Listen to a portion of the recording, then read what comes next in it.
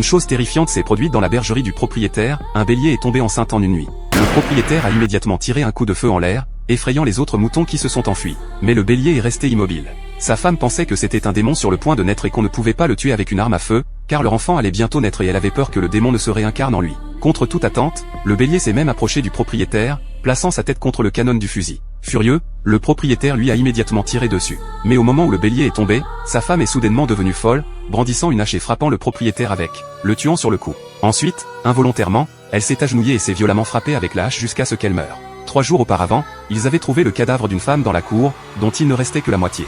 Alors les gens l'ont jeté, y compris Jacques.